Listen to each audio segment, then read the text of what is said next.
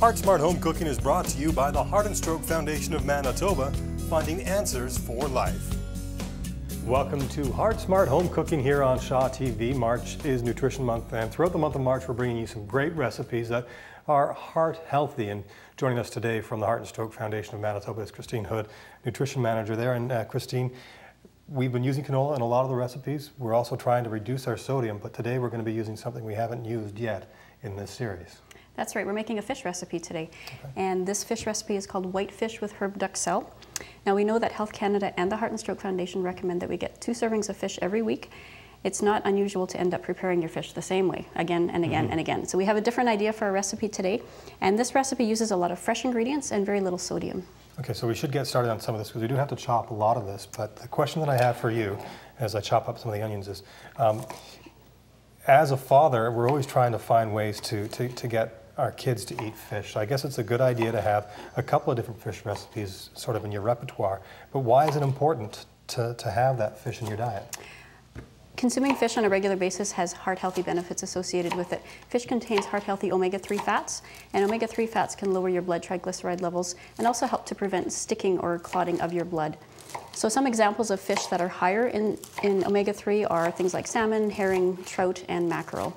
The recipe that we're using today calls for a white fish, so we are using a nice local pickerel today, but you could use any white fish with this recipe, or you could also use a salmon as well. Now we're going to be using a lot of mushrooms here, and we got to get some of these mushrooms chopped up for the duxelle, but what exactly is a duxelle? I don't think a lot of people know what it is. Yeah, a duxelle mixture is basically a combination of finely chopped mushrooms, shallots, and herbs. And you can use it as a filling, or you can use it as a spread or a topping, which is what we're going to do with it today. And you're right, to start off, we do need to get some mushrooms finely minced. And because we need to finely mince them, a food processor is a great tool to use. So we have a handful here that we're going to chop up. The amount of mushrooms that we would need in this recipe is about 8 ounces. So that's roughly the amount that you would see right there. So we're going to give these a quick little zap. It's going to be a little bit loud.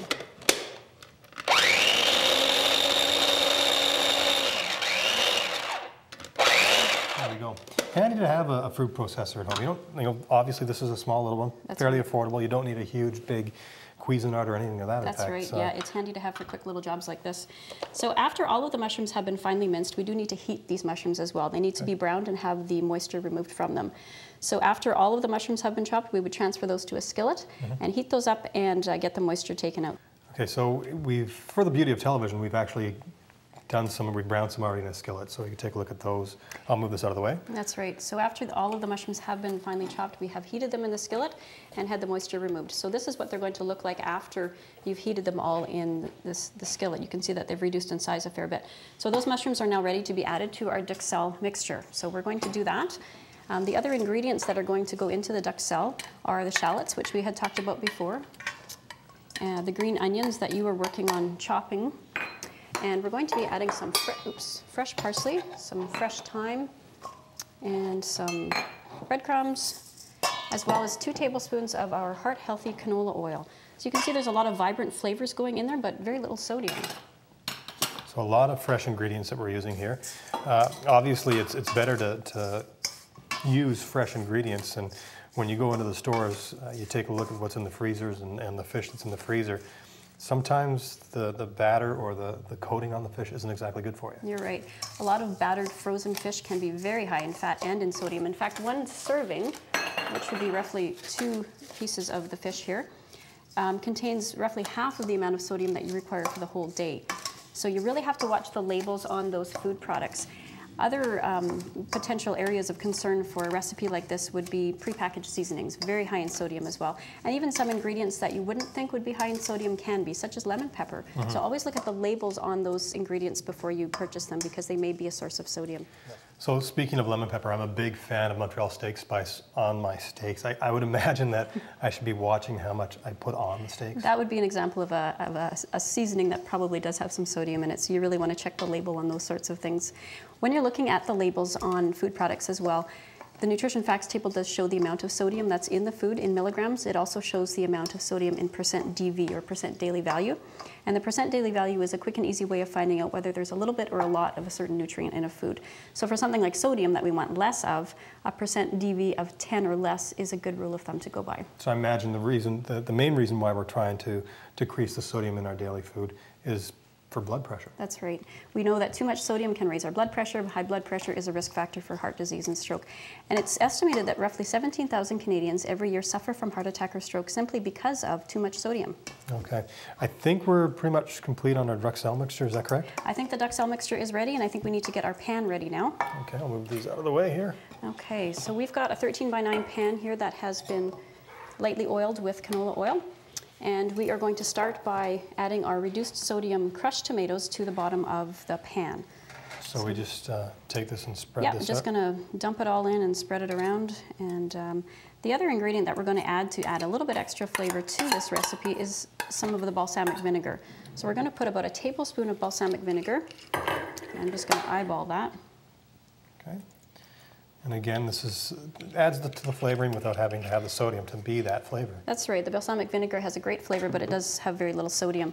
So after that's all spread there, we're going to get our fish out, and we're going to layer that on top of the tomatoes. So again, today we're using a nice local pickerel fish. You could use any white fish for this recipe, or you could also use a salmon as well. So once this has all been layered here, the only other thing we need to add to it is the Duxelle mixture. So we're going to bring that back. Okay. It's over there, I guess. Now, do we need to use fresh fillets, or can we use like a fresh frozen fillet in this recipe? Frozen is generally fine. You just want to check the labels, of course. And as a reminder with that point is when you use this recipe, make sure that the fish is well thawed. If it's slightly frozen when you use this for this recipe, you'll end up finding that it gets much too watery and it doesn't work as well. Okay, so now we just spread out some of this Duxelle yeah, so now mixture? the Duxelle mixture will go over top of the fish, and that's pretty much ready to go into the oven. So we're going to bake this at roughly 400 degrees Fahrenheit, and it's going to go in for about 15 to 20 minutes. And that's pretty much all there is to it. So when it's ready, you'll see that the fish will flake easily, and the Duxelle will have browned a little bit more as well. And it will take up a lot of that. The fish will, like a sponge, absorb a lot of that flavor yeah, from that's the, right. That's from right. the pasta mix, the pasta sauce or the tomato sauce mixture. Crushed tomatoes, yep. Okay.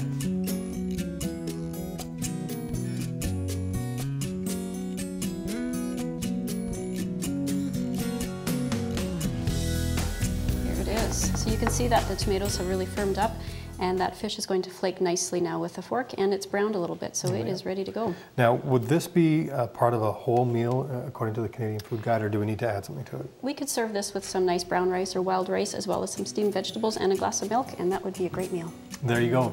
If you want this recipe or many others, there's some bonus recipes available to you on the quick and healthy recipes the whole family can enjoy cook booklet from the Heart and Stroke Foundation. You can download it from their website at www.heartandstroke.mb.ca, or you can phone to get a copy mailed out to you at 1-888-473-4636. Thanks a lot for your time. Thank you. This Heart Smart Home Cooking segment is made possible by the generous support from the Manitoba Canola Growers Association.